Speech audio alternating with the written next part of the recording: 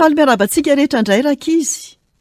Ary faly indrindra indray androany hanolotra tantara mahafinaritra sy mahavariana ho anao. Enoy tsara ary. Ty femme tapany faharoa. Vaovao mahafaly. Andriamanitra no manome fiadanana. Sarotra ny lalana makany an-tsena. Mitondra harona mavesatra feno vomanga teo andohany ity femme sy ny reniny. Nanantena azy volabe izy ireo mba hahafahan'izy ireo mividy akanjo vaovao an'ity femme. Ny antokana nananany dia efa antitra sy feno rovotra. Nahantra ny ray aman-dreniny. Ny iray dia nanome sorona tsara indrindra ho amin'ny fanaratsy foana. Saingy tsy nanome azy fiadanana tao am-pony velively izany rehetra izany. Nieritreritra tampoka ny Maria ity femme. Tsy nanao talismanina intsony ilay namany satria lasa kristianina. Tonga tany an-tsena ihany izy ireo no ny farany. Betsaka ny zavatra nitranga. Legioma vaovao, tsaramaso vaventy be, katsaka vaovao. Tena mora, tsy misy tsy mora vidy ny zavatra rehetra eto. Nametraka ny kitapony teo anolohan'ny lehilahy iray ramatoa Orestille. Jery tsara ny vokatra izy tamin'ny alalan'ny maso mitsikera. Zaho mihitsy ilay efa nahihiko. Kakana, feno kakana ny vomanga.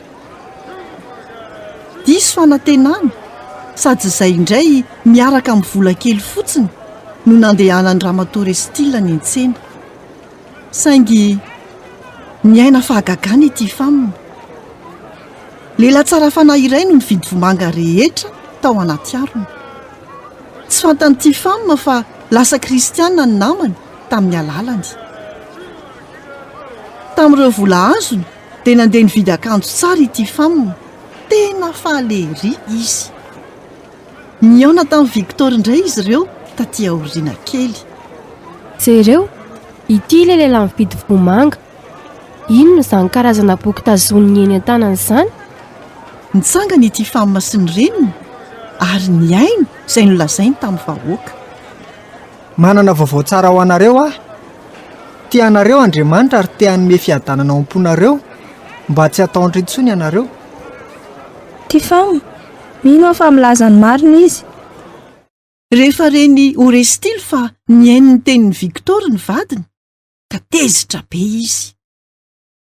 Voareporepony Victor ianao, aza miaino azy. Amaly fato izao ireo fanahy. Orestille, manana fiadanana ato am-poko aho. Mahery noho ny fanahy ratsy ny Andriamanitra Victor. Tamin'izany fotoana izany dia nalainy Orestille ny akanjon'ity femme vaovao.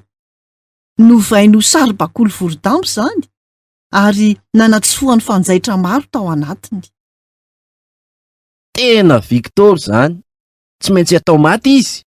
Ny fandraitra no ampiasaina amin'izany. Tohina ity femme.